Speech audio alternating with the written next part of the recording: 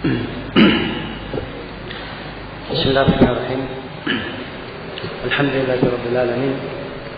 Wassalatu wassalamu ala al-mab'uts rahmatan lil alamin. Nabiyina Muhammad wa ala alihi wa sahbihi wa man tabi'ahum bi ihsan ila yaumiddin. Amma ba'd.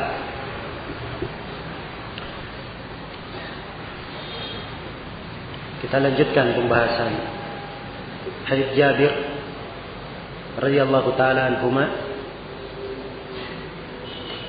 tentang sifat haji Nabi sallallahu alaihi wasallam. Kata penulis, an Jabir bin Abdullah radhiyallahu taala anhuma,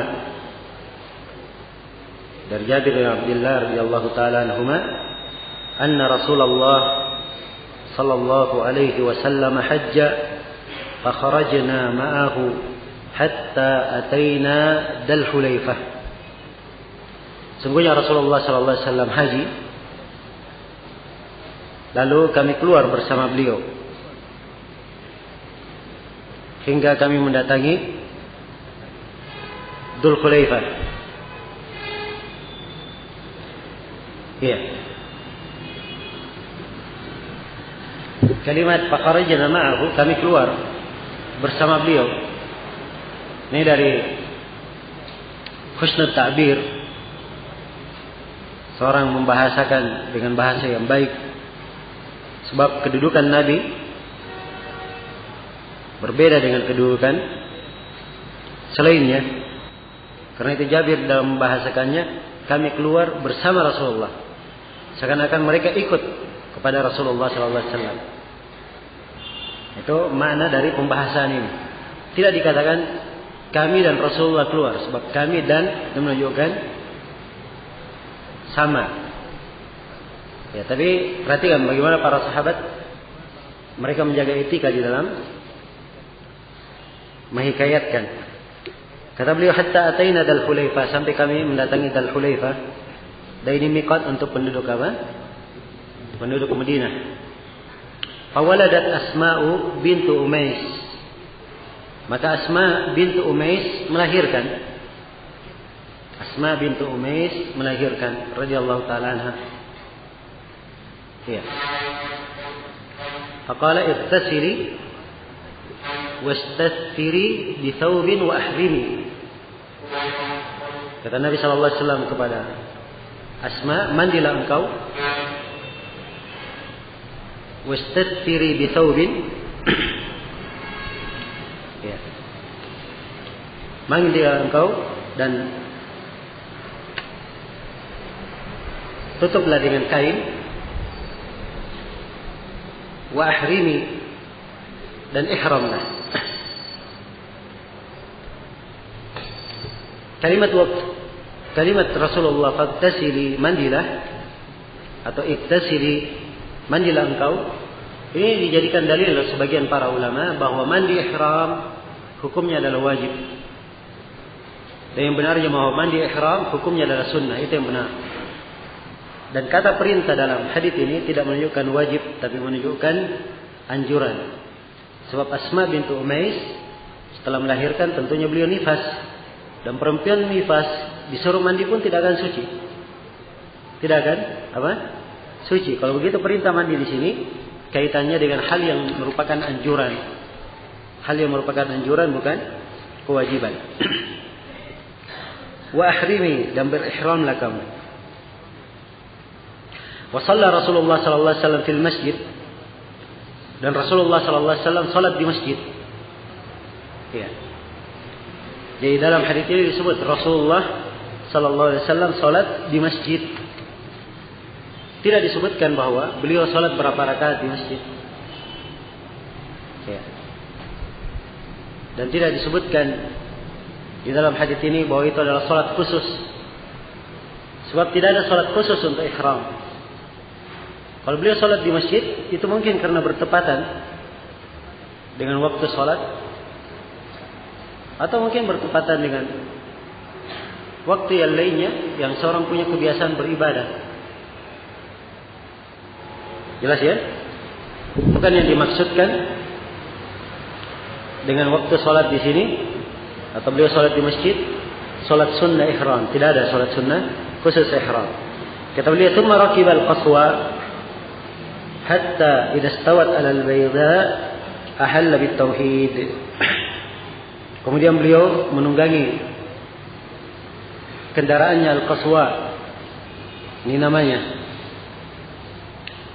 Sampai beliau istiwa di atas Baida. Berada di atas Baida. Dan Baida ini tempat setelah Dzul Khulaifah. Maka beliau ahalla bit tauhid, berihlal dengan tauhid. Dan ini sebagaimana yang telah saya terangkan bahwa Nabi membaca labbaik Allahumma hajjan wa umrah, beliau baca di mana? Di Dzul Khulaifah. Namun beliau mengulangi ihlalnya ini di Baida. Ini cara mengkompromikan riwayat. Jadi jangan dikatakan bahwa di Baida tempat memulai ihram. Tidak, tempat memulai ihram di Dzul Khulaifah. Jelas ya? Maka beliau ahalla bit tauhid, berihlal dengan tauhid. Apa yang beliau baca? Labbaik Allahumma labbaik, labbaik la syarika laka labbaik, innal hamda wan ni'mata laka wal mulk la syarika lak. Ini ihlal dengan tauhid. Dan inilah bacaan talbiyah. Bacaan talbiyah yang dibaca. Ya. Karena itu telah kita terangkan bahwa seorang yang sudah mulai berihram dan ketika dia akan ihram sebagaimana telah diterangkan, dianjurkan untuk mandi dahulu, disunnahkan. Ya. Kemudian dianjurkan dia memotong kuku, ya, kumis, bulu kemaluan. Kemudian dianjurkan dia memakai wangi-wangian sesuai dengan apa yang telah kita jelaskan. Kemudian memakai sarung dan rida, 2 potongan kain. Ya. Dan telah kita terangkan bahwa paling afdalnya adalah warna apa? Warna putih. Paling afdalnya adalah warna putih. Jadi ini posisi dia sudah siap dengan pakaian ihram. Ya. Maka kalau dia sudah siap dengan pakaian ihram, maka dia harus berniat masuk ke dalam nusuk. Niat masuk ke dalam apa? Nusuk. Niatnya itu dalam hati, niat seorang. Ketika akan masuk ke dalam nusuk, dia niat untuk masuk ke dalam nusuk. Jelas?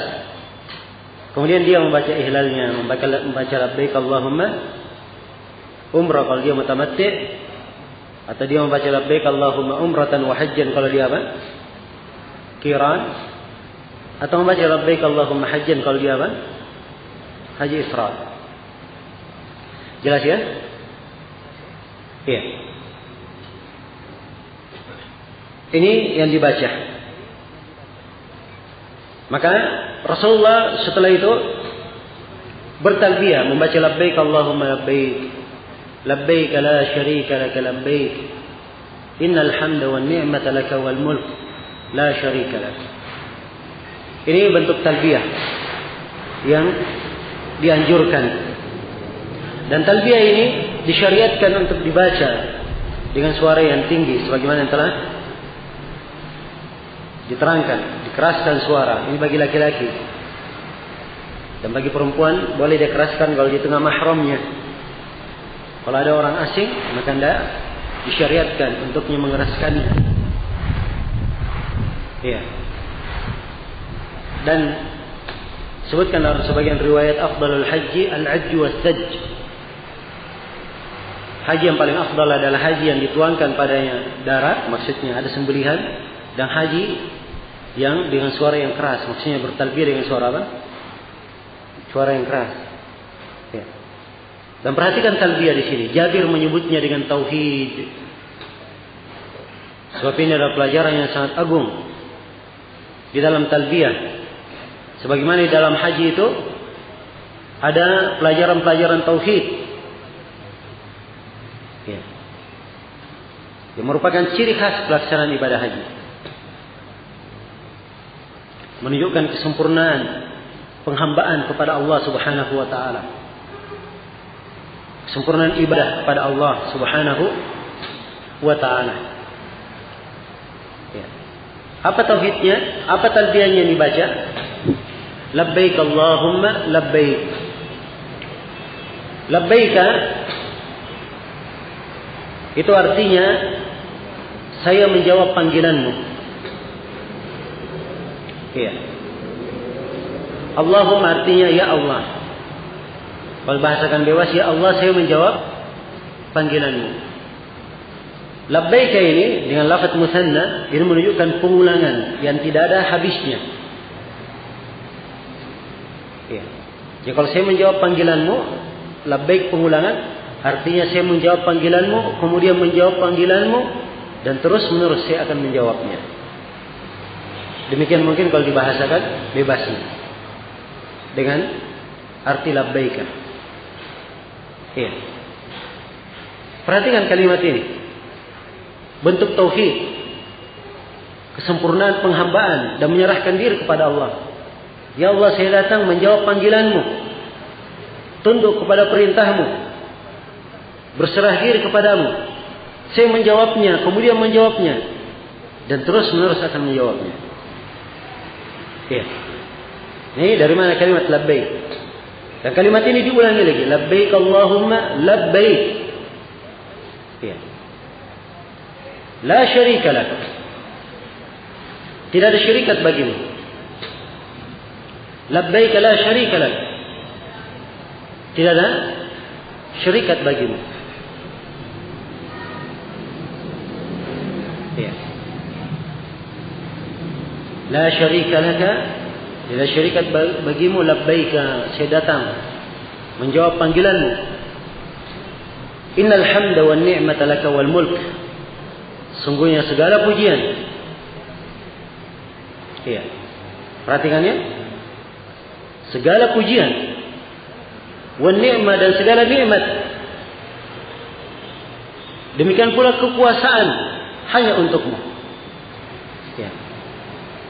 Disebutkan 3 hal. Ya. Siapa yang murni menyerahkannya kepada Allah, itu adalah lambang kemurnian tauhid. Dia hanya memuji kepada Allah dan mengakui bahwa segala nikmat hanya milik Allah dan segala kekuasaan di langit dan di dunia hanya milik Allah Subhanahu wa taala. Ya. La syarika lak, kembali diulangi, tidak ada syarikat bagimu. Nah, maka ini luar biasa makna talbiyah di sini, dan disebut dengan tauhid sebab di dalamnya terdapat kandungan makna la ilaha illallah. Terdapat di dalamnya kandungan makna la ilaha illallah. Ketika seorang hamba membaca labbaik Allahumma labbaik, saya datang menjawab panggilanmu ya Allah, tunduk terhadap perintahmu. Ya.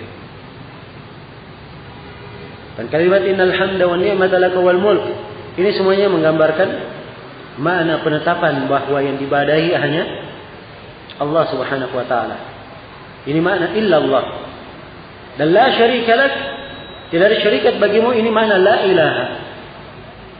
Ya, jelas? Di dalam talbiyah ini tergandung di dalamnya makna la ilaha illallah. Karena itu wajar kalau Jabir menyebut ihlal ini dengan tauhid. Dengan tauhid. Ya. Dan pelajaran-pelajaran tauhid yang terkandung di dalam ibadah haji sangat banyak sekali. Sangat banyak sekali. Mungkin saya akan terangkan sebagiannya dalam hadis yang akan berlalu. Dan ini hendaknya diingat oleh orang-orang yang akan menunaikan ibadah haji. Keberangkatannya harus disertai dengan keikhlasan. Hanya untuk Allah Subhanahu wa ta'ala. Kemudian hendaknya dia menjauhi segala bentuk kesyirikan yang banyak dari kaum muslimin jatuh di dalamnya tatkala melakukan ibadah haji. Iya. Subhanallah, kalau kita lihat sebagian jemaah haji setelah kembali menyelesaikan hajinya, kemudian mendatangi kota Madinah, ada yang bergantung di kuburan Nabi, berdoa kepada Nabi sallallahu alaihi wasallam, batalkan tauhidnya. Ini orang yang tidak mengambil pelajaran dari ibadah haji. Ibadah haji yang terkandung di dalamnya tauhid kepada Allah Subhanahu wa taala. Maka ini bacaan talbiyah yang dibaca. Disyariatkan membaca talbiyah ini terus mengulanginya sampai diterangkan bahwa para sahabat membacanya hingga suara mereka hampir habis. Iya. Dan talbiyah ini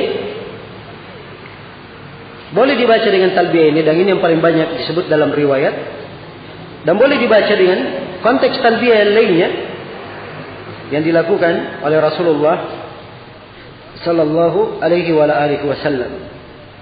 Sebab Nabi sallallahu alaihi wasallam juga pernah membaca labbaik Allahumma ilahal haq. Labbaik Allahumma ilahal haq.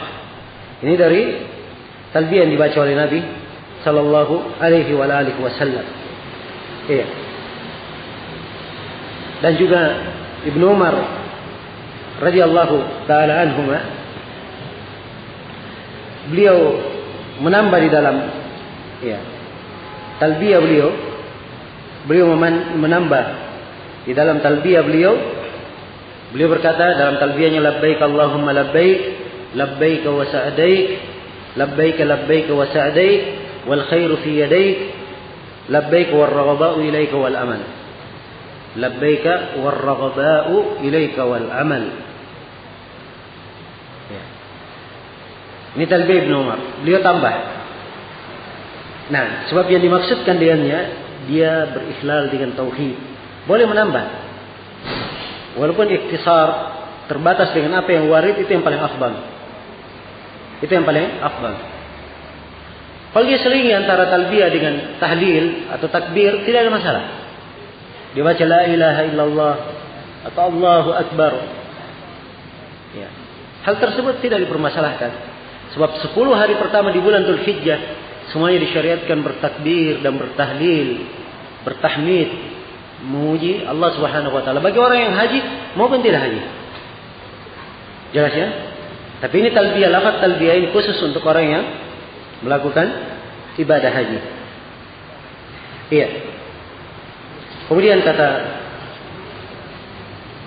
Jabir radhiyallahu taala anhu melanjutkan,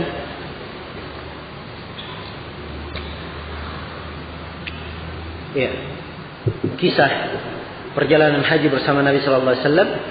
Kata beliau, hatta idza ataina al-baita, sampai ketika kami mendatangi al-bait, maksudnya masuk ke mana? Ke Mekah. Sudah masuk ke Ka'bah. Ya. Sudah masuk ke Ka'bah. Nah, ini disebut al-bait, disebut juga Masjidil Haram.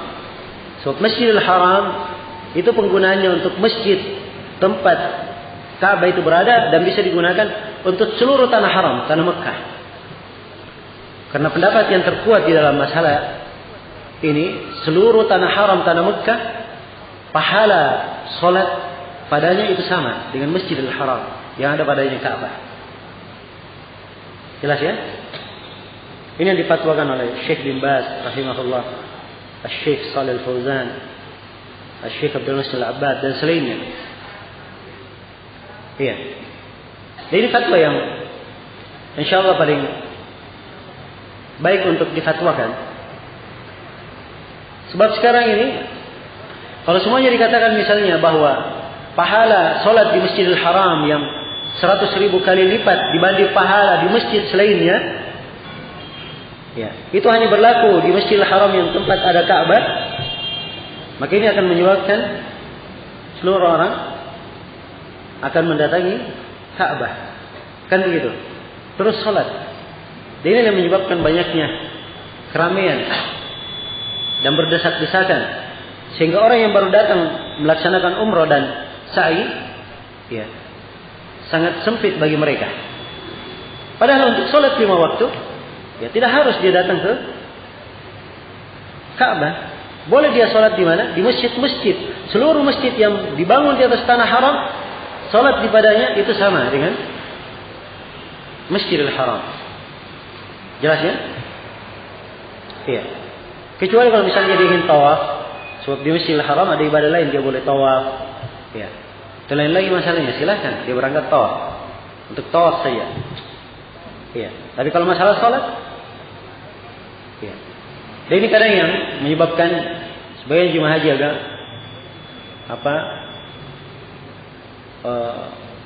kurang puas. Ya, apalagi belakangan ini karena adanya perubahan tempat, ya, banyak dari jemaah haji Indonesia mendapatkan tempat tinggal yang jauh dari Masjidil Haram. Dan kebetulan dapat tempat tinggal jauh dari Masjidil Haram, itu merasa kecewa, merasa dirugikan. Padahal kalau dia sholat di masjid dekat dia tinggal, ya, itu sama saja seperti dia sholat di mana? Di Masjidil Haram. Jelas ini? Ya. Karena dia memperbanyak ibadah, sibuk beribadah. Ya. Jangan memunculkan terlalu banyak mengikuti kekecewaan. Ya. Ini si anu tidak becus, si ini atau memang si ini yang mengurangi jatah. Padahal memang keadaannya mengharuskan seperti itu. Ya, mengharuskan seperti itu. Maka seorang hendaknya mensyukuri segala nikmat. Mensyukuri segala nikmat. Ya, di pelaksanaan haji itu dipertimbangkan apa yang akan diucapkan. Dengan dia mengucapkan kalimat-kalimat yang tidak sejalan dengan makna pelaksanaan ibadah haji. Iya. Jelas ya? Baik. Ya. Di sini kata Jabir, kami mendatangi Ka'bah. Atau kami mendatangi Ka'bah. Tatkala kami mendatangi Ka'bah, maka Nabi memegang rukun. Ya, maksudnya memegang rukun yang Hajar Aswad berada di situ. Ya. Jadi secara zahir Nabi sallallahu alaihi wasallam ketika masuk Mekah, beliau langsung mengarah ke Hajar Aswad.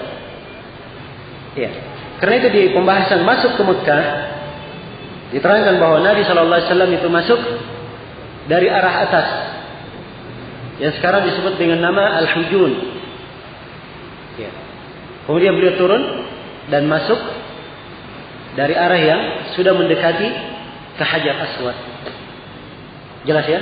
Sebab tawaf dimulai dari mana? Dimulai dari Hajar Aswad. Iya. Jelas sampai sini? Baik.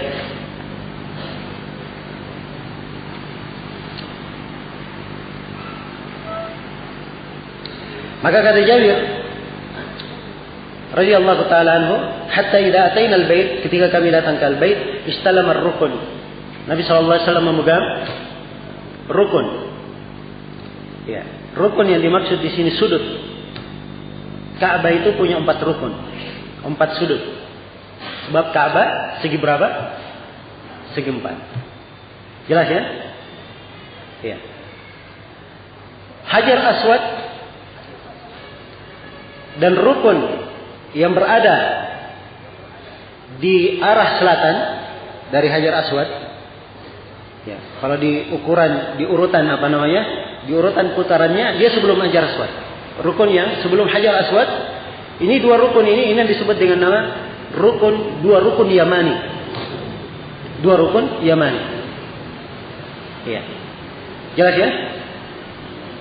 Baik, mungkin saya gambarkan dengan penggambaran lain. Saya sebutkan rukun ada berapa? Ada 4. Kalau kita tawaf mulai dari Hajar Aswad, ini rukun Yamani yang pertama. Atau rukun Yamani yang kedua. Hajar Aswad rukun Yamani yang keberapa? Yang kedua. Kalau kita terus berjalan akan dapat rukun Syam. Rukun Syam. Berjalan lagi akan mendapati rukun Syam yang kedua. 2 rukun Syam namanya. Sebab 2 ini menghadap kemana? Ke Syam. Antara 2 rukun inilah tempat yang dinamakan oleh orang-orang sekarang dengan nama Hijr Ismail. Paham ya? Tempat yang dinamakan oleh orang-orang dengan nama Hijr Ismail. Walaupun itu penamaan yang tidak ada dasarnya. Iya, tidak ada dasarnya. Penamaan yang tidak ada dasarnya. Jelas sampai sini? Salat di Hijr Ismail juga hal yang tidak disyariatkan. Seperti yang dilakukan oleh orang lomba-lomba untuk sholat di Hijr Ismail. Tidak ada fadilah khusus untuk hal tersebut. Kalau dia tawaf, tidak boleh dia masuk lewat Hijr Ismail tawafnya, harus lewat luar. Kapan dia lewat di Hijr Ismail di dalam, itu tidak terhitung satu kali tawaf. Jelas ya? Nah, itu rukun Syami yang kedua. Kalau rukun Syami yang kedua terus berjalan, akan dapat rukun Yamani yang pertama. Dari rukun Yamani yang pertama akan ketemu apa? Hah? Sudah ketemu Hajar Aswad lagi, kan begitu? Sudah 4 rukun. Jelas ya? Iya.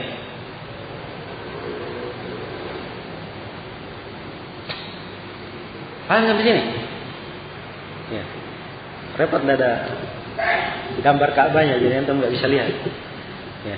Sekarang antum bikin segi 4. Kemudian berikan tanda di mana Hajar Aswad supaya saya tunjukkan tempat-tempatnya. Ya. Hah? Begini? Kenapa? Ya baik, meja ini Hajar Aswad di sini. Ya, ini Hajar Aswad. Ya. Saya sekarang di depan meja. Ya, ini bagi peserta yang tidak melihat. Saya di depan meja. Di sebelah kiri saya, sudut di sebelah kiri saya dari meja di depan saya. Ini saya katakan apa? Hajar Aswad. Ya. Kalau dari sudut ini berjalan ke sudut berikutnya, ini rukun Syam yang pertama. Jelas ya? Hajar Aswad, setelah Hajar Aswad ada tembok sedikit, setelah itu pintu. Ini namanya pintu apa? Pintu Ka'bah. Iya. Paham ya? Pintu Ka'bah. Dari Hajar Aswad ke pintu itu yang disebut dengan nama Multazam. Sebut dengan nama apa? Multazam. Multazam itu tempat berdoa. Dikatakan multazam sebab dia komitmen di situ. Di situ saja dia berdiri. Ya. Sebab multazam ini tempat berdoa. Seorang kalau berdoa di situ, dia menyandarkan dirinya, ya. Kemudian dia berdoa. Ini tempat mustajabah doa. Antara sudut rukun apa? Hajar Aswad ini ke rukun Syami pertama, di ke belakang sedikit itu ada apa? Box warna kuning, ya itulah yang disebut dengan nama Maqam Ibrahim. Jelas ya? Ini ada pembahasan Maqam Ibrahim sebentar. Ya. Salat 2 rakaat, tawaf di belakang Maqam Ibrahim. Jelas ya? Sekarang dari sudut di sebelah kanan saya ini yang saya katakan tadi sebagai rukun apa? Rukun Syam yang pertama, terus berjalan ke sudut berikutnya itu rukun Syam yang keberapa? Yang kedua, di antaranya ini yang saya sebut tadi ada apa? Ada apa di sini? Belakangnya Hijr Ismail. Ya, orang bilang Hijr Ismail ya. Ya, karena namanya sudah disebut begitu ya. Saya hanya gunakan penamaan tersebut untuk mendekatkan pemahaman. Dari rukun Syam yang kedua ke rukun berikutnya ini, ya, ini rukun apa? Ini yang dikatakan rukun Yamani yang pertama. Ya, jelas ya? Rukun Yamani yang pertama. Iya. Dari rukun Yamani yang pertama jalan lagi ke rukun yang kedua. Ini rukun Yamani juga. Inilah rukun Yamani yang kedua. Ini tempat apa? Hajar Aswad. Jelas sampai sini? Jelas ini? Iya. Yang disentuh dari Ka'bah, yang disyariatkan untuk disentuh, itu hanya 2 saja. Rukun Yamani yang pertama, kalau bisa dipegang, cuma dipegang saja, disentuh. Ya, sambil jalan. Cuman rukunnya, bukan temboknya dari rukun ke rukun, ada temboknya dari sentuh. Jelas ya? Begitu sampai ke Hajar Aswad, ya, kalau bisa dicium, kalau tidak bisa dipegang, ya. Ya. Kemudian atau kalau dia bisa pegang dengan tangannya dengan tangan, kalau tidak bisa dengan tongkatnya, kalau dia pegang dengan tangan atau dengan tongkat, bekas pegangannya dia cium sambil membaca Bismillah, Allahu Akbar. Kalau tidak bisa, maka dia berisyarat saja. Berisyarat. Ini khusus, hukum ini khusus untuk Hajar Aswad. Jelas? Kalau rukun Yamani cuma dia apa? Cuma dipegang. Tidak bisa dipegang karena ramai. Tidak ada syariat apa-apa. Diam-diam saja. Tidak ada gerakan apa-apa. Ya. Jelas ini? Tidak ada gerakan apa-apa. Baik. Dan pada saat melakukan tawaf ini, pada saat seorang melakukan tawaf, posisinya Ka'bah dia jadikan di sebelah kirinya. Ingat, dia menjaga Ka'bah di mana? Di sebelah kirinya. Iya. Karena dia berjalan mengelilingi Ka'bah dengan menjaga Ka'bah di sebelah apa? Sebelah kirinya. Jadi kalau seorang misalnya terhempas oleh arus dan ini, dia usahakan menjadikan Ka'bah di sebelah kirinya. Jangan membelakanginya. Jelas? Jangan membelakanginya dan jangan pula menghadap kepadanya. Tapi namanya orang tawaf mengelilingi, lumrahnya Ka'bah di sebelah kirinya. Dan di sepanjang perjalanan tawaf ini boleh membaca doa apa saja. Ya. Boleh dia berdoa, dia boleh berzikir. Ya, kalau dia ingin baca Al-Quran juga boleh baca Al-Quran, tidak ada masalah. Nah, ya. Dan termasuk hal yang sering terjadi di Mekah, ya walaupun sebagian orang kadang berlebihan dalam menerapkannya, kadang ada sebagian orang-orang yang khatam Quran, tasmi' dari gurunya, ya, ia tasmi' bersama gurunya menghatamkan Quran sambil tawaf. Sambil apa? Sambil tawaf. Ya, sebab memang boleh baca Quran sambil apa? Sambil tawaf. Tapi kalau dia zikir, berdoa tidak ada masalah. Apalagi antara dua rukun Yamani diajarkan oleh Nabi sallallahu alaihi wasallam memperbanyak membaca Rabbana atina fid dunya hasanah wa fil akhirati hasanah wa qina adzabannar. Jelas ya, ini antara apa? Dua rukun Yamani. Jika kalau dia sudah sentuh rukun Yamani, ya sudah semenjak itu dia membaca Rabbana atina fid dunya hasanah wa fil akhirati hasanah wa qina adzabannar sampai dia mencium Hajar Aswad. Ini kalau dia bisa sentuh, bisa menciumnya. Jelas sampai sini ya? Ya, jadi ini yang disebut dengan nama tawaf. Berapa kali tawaf ini diterangkan di sini oleh Jabir. Kata beliau, "Faramala thalathan wa masya arba'an." Nabi sallallahu alaihi wasallam ramal 3 kali dan berjalan 4 kali. 3 kali putaran dengan ramal. Ramal itu artinya dia berjalan cepat. Langkahnya diperdekat dengan cepat. Ya. Ramal ini dia berjalan tingkatannya di atas berjalan biasa dan di bawah berlari. Di bawah berlari. Ingat ya, bukan berlari. Berjalan cepat. Jelas ya? Berjalan cepat. Itu namanya ramal. Iya. Nabi sallallahu alaihi wasallam dan para sahabatnya melakukan ramal 3 kali. Dan ini hanya disyariatkan di tawaf kudum saja, di tawaf datang saja. Di tawaf kudum dan tawaf bagi orang yang melakukan umrah. Kalau di haji hanya disyariatkan di tawaf kudum. Kalau di umrah hanya disyariatkan, ya umrah ya cuma 1 kali tawaf, tidak ada masalah. Tapi kalau di haji hanya disyariatkan di tawaf apa? Datangnya saja. Ya, haji kan ada 2 tawaf. Ada tawaf 3 datang, tawaf kudum namanya, dan ada tawaf apa? Ifadah. Kalau tawaf ifadah tidak ada ramal, lari-lari berjalan cepat tidak ada. Biasa. Kalau tawaf ifadah. Ini 3 kali putaran ini tawaf apa? Untuk tawaf kudum. Sebab ini pertama kali Nabi tiba di Mekah langsung tawaf. Ini yang beliau lakukan. Jelas sampai sini ya? Iya. Maka berjalan dengan cepat sebanyak 3 kali putaran. Mulai dari Hajar Aswad. Iya. Mulai dari Hajar Aswad. Nah, yang mulai dari Hajar Aswad, kemudian dia berjalan kembali ke Hajar Aswad lagi, itu sudah terhitung berapa? 1 kali. Dia berjalan lagi kembali lagi ke Hajar Aswad, sudah terhitung 2 kali. Terus demikian sampai genap berapa? 7 kali. Tawaf itu hanya 7 kali putaran. Iya. Bagi siapa yang tawaf, bagi siapa yang melakukan tawaf, maka hendaknya dia memperhatikan jumlah tawafnya dengan baik. Jangan dia lalai. Apalagi banyak manusia. Wah, ini sudah berapa banyak saya tawaf ini. Nah, banyak orang yang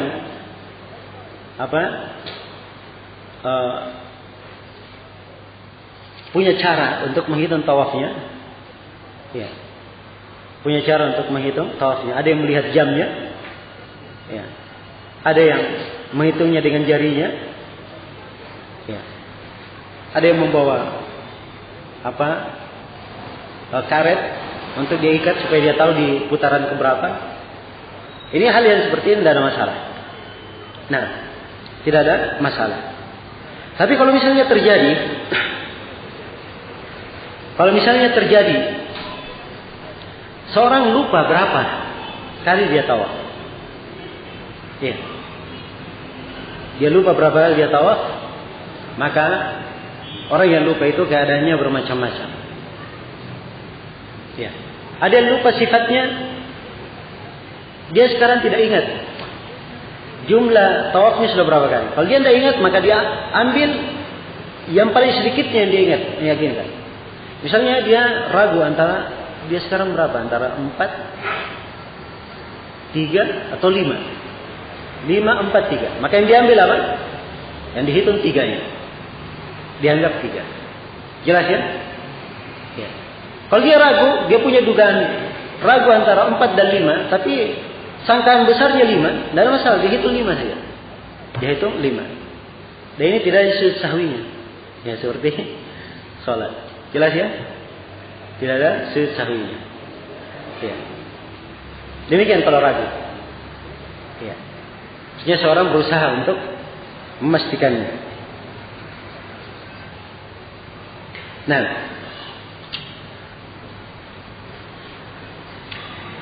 jadi dia berputar ke Hajar Aswad, dari Hajar Aswad memutari Ka'bah sebanyak 7 kali dan pasti akan berhenti di mana? Di Hajar Aswad juga. Ya, tidak harus dia berhenti di depan batu. Ya. Dia berhenti sejajar dengan apa? Arah Hajar Aswad. Ya, sejajar dengan Hajar Aswad, hal yang dia perkirakan saja. Hal yang dia perkirakan. Jelas ya? Dia perkirakan ini sudah sejajar, sudah selesai. Dia keluar. Ya, dulu diberi garis dari Hajar Aswad, ya diberi garis supaya nampak ini garisnya.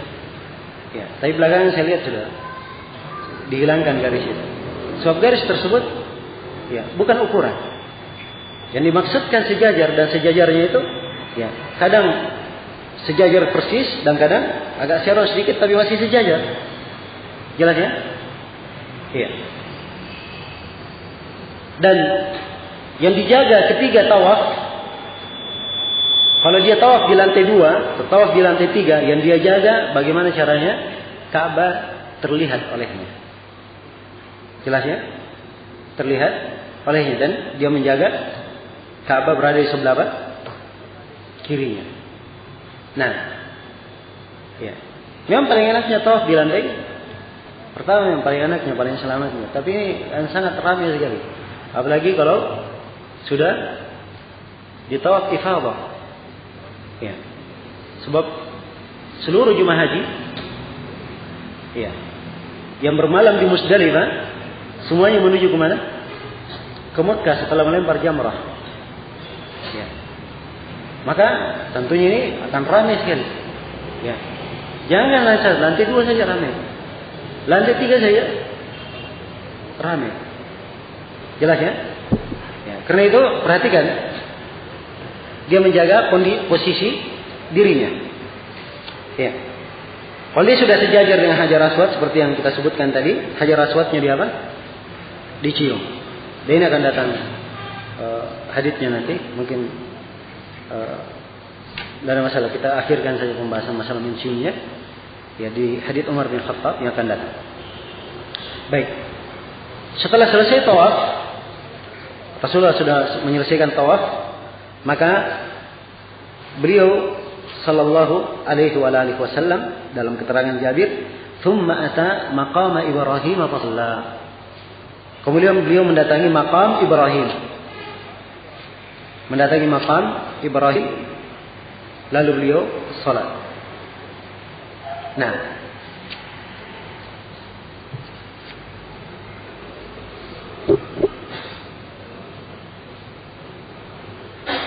dari sini ada kefiat nggak disebutkan? Dan masalah saya terangkan dulu sebelum kita terlalu jauh meninggalkan tawaf. Ya, sebenarnya sebelum tawaf itu atau ketika tawaf kudum itu disyariatkan, ya, seseorang melakukan apa yang disebut dengan nama al-ittiba. Apa yang disebut dengan nama al-ittiba. Ini disyariatkan di tawaf umrah dan di tawaf kudum. Ya, al-ittiba itu kita kan sudah sebut ke orang yang pakai ihram, dia pakai berapa kain? Dua, satu sebagai sarungnya dan satu sebagai apa? Ridanya. Sebagai ridanya itu, ya, ditutup di mana? Diletakkan di atas kedua bahu. Ya, kainnya diletakkan di atas kedua bahu. Ya, jelas sampai sini. Nah, ittiba salah satu dari kain ini di sebelah kanan, kain yang di sebelah kanan itu diturunkan di bawah ketiak, turunkan di bawah ketiak. Nah, inilah yang disebut dengan nama apa? Al-ittiba. Ini hanya dilakukan untuk tawaf saja. Untuk tawaf saja.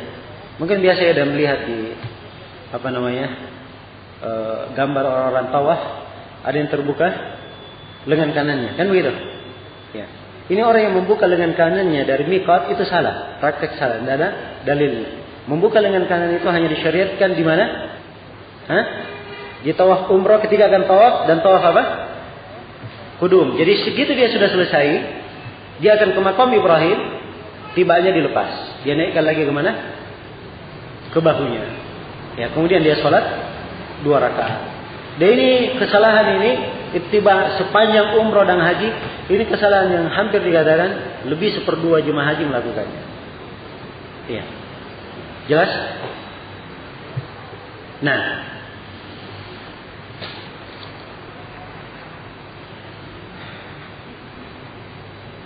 setelah dia naikkan kainnya, dia tutup kembali bahunya, maka Rasulullah berjalan ke belakang makam Ibrahim, lalu beliau sholat. Ya, makam Ibrahim tadi sudah diterangkan. Ya, dia dari arah tembok yang berada antara Hajar Aswad dan Rukun Syami. Ya. Di belakang makam Ibrahim dia sholat. Kalau dulu air Zam-Zam berada di bawah, turun tangga dapat air Zam-Zam. Ya. Tapi sekarang sudah ditutup oleh pemerintah supaya seluruh lingkup di sekitar situ bisa dipakai untuk tawaf. Nah, makam Ibrahim biasanya orang berdesakan di situ sholat. Karena itu kata para ulama, sholat di makam Ibrahim itu sunnah kalau apa? Kalau kosong tidak ada orang. Ya, tapi kalau berdesakan, dia sholat di mana saja. Jadi kaidah di pelaksanaan haji. Saya beri kaidah di pelaksanaan haji. Di pelaksanaan haji setiap perkara sunnah, kalau dia lakukan akan membawa dia kepada perkara yang memberatkan atau perkara yang haram, sunnah ini harus dia tinggalkan. Sunnah ini harus apa? Dia tinggalkan. Jelas ya? Iya. Karena itu mencium Hajar Aswad hukumnya apa? Sunnah. Ya, kalau dia pergi menciumnya, mengharuskan dia desak-desakan dengan orang, siku sana sini, ya, ini harus dia tinggalkan. Apalagi perempuan pergi mencium Hajar Aswad tengah laki-laki. Ya. Nah, tengah laki-laki. Dan sekarang, ya, ada orang-orang yang profesinya mengantar mencium Hajar Aswad. Mengantar mencium Hajar Aswad. Sembara yang diantar. Laki-laki, perempuan, ya, semuanya diantar. Itu mencium apa? Hajar Aswad. Ya, dan ini profesi yang sangat tidak baik. Ya. Sudah berdesak-desakan, mengganggu orang. Ya. Dia adalah perkara yang sunnah, maka afdalnya dia harusnya meninggalkan. Harusnya meninggalkannya. Jelas ya? Ya. Harusnya meninggalkannya. Apalagi sudah hampir setiap musim haji itu pasti ada kasus di Hajar Aswad. Ada yang meninggal, ada yang terinjak. Ya. Karena ingin apa? Ingin menciumnya. Kalau dia sudah mencium, ya, Sudah berhasil sampai ke depan, mau keluarnya saya sudah susah. Mau keluarnya sudah susah. Ya. Banyak orang kalau keluar dia berenang di atas kepalanya orang. Nah, dan ini adalah masyaqqah, hal yang memberatkan. Ini tidak diperbolehkan. Tidak diperbolehkan. Jelas sampai sini? Ya. Ya, muncul sebuah pertanyaan. Sekarang Hajar Aswad itu kalau dicium, baunya harum. Ada orang yang menyimpan minyak wangi di situ. Ya. Sudah diketahui orang yang ihram tidak boleh apa? Menyentuh minyak wangi. Kalau ada minyak wangi, dia tetap cium, dia tetap sentuh, atau dia isyarat saja. Ya, ini letak silam pendapat di kalangan para ulama. Ya, sebagian ulama kita, ya, dan ini yang difatwakan oleh Syekh Mukbil rahimahullah, kata beliau dia pegang saja, dosanya ditanggung sama orang meletakkan minyak wangi itu. Ya, itu menurut beliau. Tapi kebanyakan ulama kita itu memberikan fatwa bahwa di dalam hal ini, ya, memegang minyak wangi itu adalah larangan dan menciumnya adalah sunnah. Larangan lebih didahulukan daripada apa? Daripada sunnah. Nah, ini dua pendapat di dalam masalah ini. Baik. Setelah mendatangi makam Ibrahim, fasalla, lalu Nabi sallallahu alaihi wasallam salat di situ. Ya, beliau salat di makam Ibrahim 2 rakaat. Di rakaat yang pertama membaca Al-Fatihah dan membaca Qul ya ayyuhal kafirun. Di rakaat yang kedua membaca Al-Fatihah dan Qul huwallahu ahad. Sunnahnya demikian. Kalau dia membaca surah yang lain boleh saja. Dia ingat ya, kalau makam Ibrahim tidak mampu dia sholat, dia boleh sholat di mana saja dari masjid, dari arah mana saja, yang lapang baginya, yang lapang baginya. Maka dengan ini sudah selesai tawaf.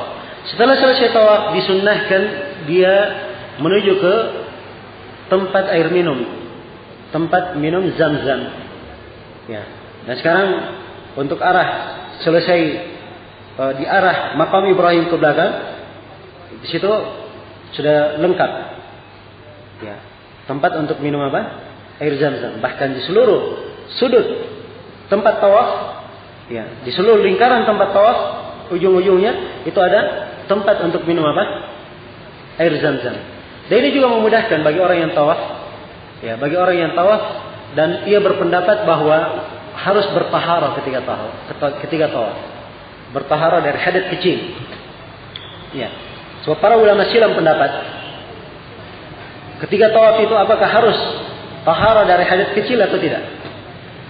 Kalau haid tentunya tidak boleh ya. Semisal pula dengannya nifas dan junub. Ini tidak boleh tawaf di Ka'bah.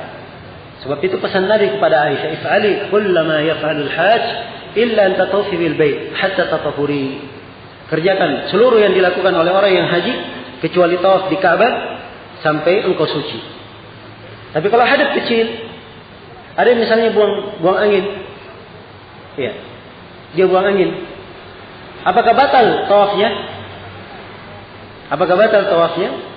Ini dibangun di atas makna ini. Disyaratkan taharah atau tidak? Ya. Dan yang benarnya, ya, ini yang diterjih oleh Syekhul Islam Ibn Taimiyah, yang dikuatkan oleh Syekh Ibn Utsaimin, ya, dan selainnya bahwa tidak disyaratkan bertaharah dari hadas kecil. Jelas ya?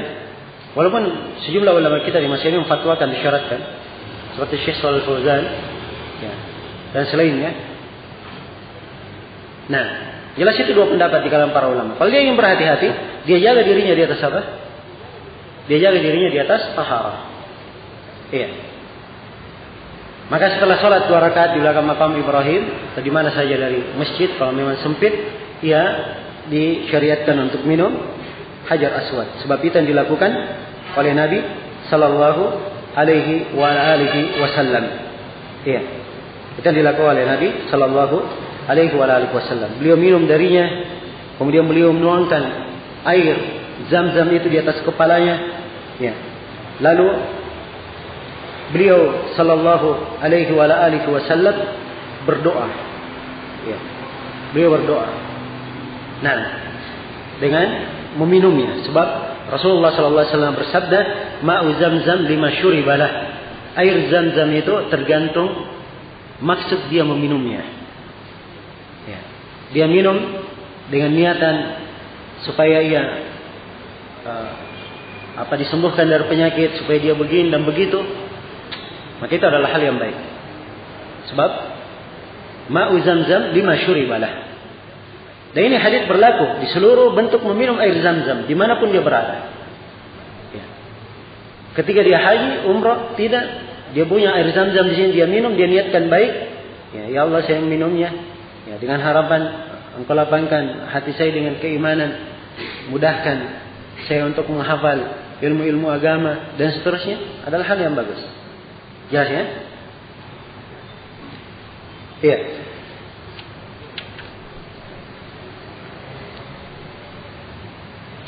Kemudian setelah minum air zam-zam, dikatakan di sini oleh Jabir, "Tsumma raja'a ila ar-rukni fastalamaha." Iya. "Tsumma raja'a ila ar-rukn fastalamaha." Kemudian dia kembali ke rukun. Kembali ke rukun lalu memegangnya. Lalu memegangnya, menyentuhnya, bukan dicium. Hanya dia apa? Dipegang saja. Ya. Jadi kalau dia sudah minum, dia kembali lagi ke rukun untuk memegangnya, dan hanya disebutkan di sini makna dia kembali ke rukun untuk memegangnya saja. Iya, tidak disebutkan kalau misalnya tidak bisa dia pegang, dia isyarat. Ya, jelas ya. Hanya dia kembali dulu ke Hajar Aswad. Kalau dia tidak bisa pegang, ya sudah, dia berjalan. Disebutkan di sini, "Tsumma kharaja minal babi ila Safa." Kemudian beliau berjalan dari pintu menuju kepada Safa. Sebab di arah Hajar Aswad itu ketemu dengan pintu menuju ke mana? Ke Safa. Ya, walaupun Masjidil Haram dengan keadaannya sekarang semua bisa jalur, kita bisa nyampe ke mana? Ke Safa. Cuma ini jalur yang paling dekatnya. Ya. Dan yang paling mudahnya sesuai dengan tuntunan pelaksanaannya. Jelas ya? Maka beliau pun berjalan ke Safa. Safa ini, ya, itu dulu ada nama gunung kecil. Ya, demikian pula Marwa. Ini dua tempat sa'i, namanya Safa dan apa? Marwa. Safa dan Marwa. Ya, Safa ini searah dengan Hajar Aswad. Safa. Jelas ya? Searah dengan Hajar Aswad. Ada Safa di situ. Nah, kalau berjalan terus ke sana, dapat lagi gunung, itu namanya apa? Marwa. Ya. Sekarang bukan lagi gunung betulan, tapi didesain kayak gunung. Ya, naik begitu, mendaki. Jelas? Nah, ini yang dikatakan Safa dan Marwa. Ini tempat sa'i. Ini yang dikatakan tempat sa'i. Jelas ya? Ya, kalau tawaf secara bahasa dia berputar, mengelilingi. Kalau sa'i secara bahasa artinya dia berlari. Iya. Berjalan, berlari. Sebab sa'i bisa berjalan, bisa bermana? Berlari. Iya. Nah, sekarang beliau berpindah untuk masuk ke manasik yang lainnya. Setelah tawafnya selesai, maka beliau berjalan untuk melakukan sa'i di Safa dan Marwa. Nah, kata Jabir, "Falamma dana minas Safa qara'a." Begitu Nabi mendekat dari Safa, maka Nabi membaca, "Inna Safa wal Marwata min sya'airillah." Inna Safa wal Marwata min sya'airillah. Sungguhnya Safa dan Marwa itu dari syiar-syiar Allah. Kemudian Nabi berkata, "Abda'u bima bada Allahu bih." Saya memulai dengan apa yang Allah memulai dengannya. Ya. Maksudnya karena di dalam ayat disebut Safa dan Marwa, Safa yang didahulukan kemudian Marwa, maka Nabi memulai dengan apa? Dengan Safa. Ya, begitu maksudnya. Ya. Sebagian para ulama dia mengatakan bahwa bacaan Nabi ini, ya, ini hanya bacaan memberitahukan sahabat. Beliau baca ayat, kemudian beliau katakan, sungguhnya saya memulai dari apa yang Allah mulai, bahwa syariatnya begini, mulai dari Safa kemudian kemana? Ke Marwa. Dia bukan bacaan khusus. Ada sebagian ulama yang berpendapat seperti itu. Tapi sebagian ulama berpendapat seperti ini bacaan khusus. Tiap kali melakukan umrah, akan melakukan sa'i, begitu mendekat Safa disyariatkan untuk membaca Inna Safa wal Marwata min sya'airillah. Jelas ya? Nah, ini juga pendapat yang kuat insyaallah. Kata Jabir, faraqiya as-safa, maka beliau pun naik ke safa. Hatta ra'al bait, sampai beliau melihat Ka'bah.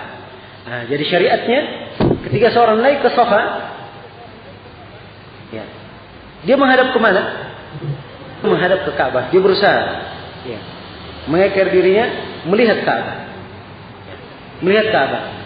Dan kalimat di sini melihat, ya, kalau misalnya diselingi dengan tiang, dia cari bagian-bagian di sofa yang dia bisa melihat Ka'bah. Dia bisa melihat Ka'bah. Kalau tidak bisa melihat, ya sudah, apa yang searah saja dengan Ka'bah.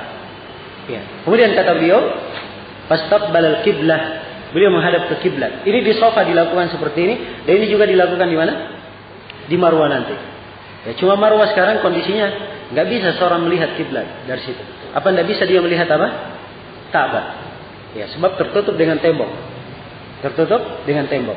Kalau dia di lantai satu, ya, beda kalau di lantai satu, ya semua lantai satu, lantai dua semuanya nggak bisa langsung melihat. Jelas ya? Jelas sampai sini. Jadi dia hanya memperkirakan. Ya, dan di masjid haram itu, ya karena apa? Keberadaan manusia yang kadang sholat tidak menghadap kiblat, maka diberi garis. Ya, garis yang mengarah kemana? Ke kiblat. Jadi garis mengarah ke kiblat. Kalau mau tahu kiblat, ikut saja garis, maka tahu sudah kiblatnya ke sana. Ya. Dan apa yang dipasang di garis di sini itu bukan hal yang bidah. Itu masuk ke dalam bab masalihul mursalah. Ya, bab masalihul mursalah. Dibolehkan. Dibolehkan. Sebab kalau tidak ada yang seperti itu, orang yang tidak tahu di mana Ka'bah, apalagi baru datang ke Masjidil Haram, dia tidak akan tahu salatnya menghadap ke mana. Jelas ya? Salatnya menghadap kemana? Iya. Kalau kita di masjid sini umumnya, kiblat kita cuma satu. Kalau di sana seluruh penjuru yang menghadap ke kiblat itu namanya apa? Kiblat. Iya. Karena itu beda. Ya, salat di sini. Kalau kita salat di sini tidak melihat kiblat, antara timur dan barat kiblat, tidak ada masalah. Tapi kalau di depan Ka'bah harus menghadap Ka'bah. Kapan tidak menghadap Ka'bah tidak syah salatnya. Tidak syah salatnya. Jelas sampai sini? Iya. Karena itu saya sebutkan tadi ada garis, ya. Biasanya garisnya itu bukan di atas di gunungnya, tapi ketika akan naik. Ya, maka diperhatikan saja garisnya supaya bisa mengikat kiblatnya di mana. Kiblatnya di mana? Ini untuk arah Safa dan Marwah. Baik. Kemudian kata beliau hatta ra'al bait fastaqbala al-qibla fa wahhada Allah wa kabbara. Lalu beliau mentauhidkan Allah dan mengagungkannya. Ya, membesarkannya. Bagaimana itu mentauhidkan Allah dan membesarkannya? Ya. Mentauhidkan Allah dan membesarkannya, inilah yang ditafsil dalam bacaan. Ini yang dirinci di dalam bacaan. Nah, ya. Dalam sebagian hadis diriwayatkan oleh Imam Abu Daud dari Abu Hurairah, ya, disunnahkan juga untuk bertakbir dan bertahmid, baca Allah Akbar walhamdulillah. Ya. Di sini Jabir menghikayatkan bacaan. Jadi begitu sudah menghadap kiblat, di atas sofa dia menghadap kiblat, maka dia membaca La ilaha illallah wahdahu la syarikalah lahul mulku wa lahul hamdu wa huwa ala kulli syai'in qadir. La ilaha illallah anjaza wa'da wa nasara abada wa hazama al-ahzaba wahda. Itu yang dibaca. Ya, bacaan yang seperti ini dihafal baik-baik. Dihafal baik-baik. Jadi ini dibaca 3 kali. Dibaca apa? 3 kali. Dan beliau berdoa antara 3 ini. Ya, jadi kalau dibaca sekali kemudian berdoa, baca lagi sekali berarti 2, berdoa lagi, baca lagi sekali 3 berarti sudah 3. 3 kali baca doa berarti 2 kali berdoa, 2 kali apa? 3 kali membaca La ilaha illallah wahdahu la syarikalah dan seterusnya 3 kali dibaca berarti doanya berapa kali antara 3 ini? 2 kali. Jelas sampai sini ya? Ini silahkan berdoa dengan doa apa saja. Ini termasuk tempat-tempat mustajab untuk berdoa.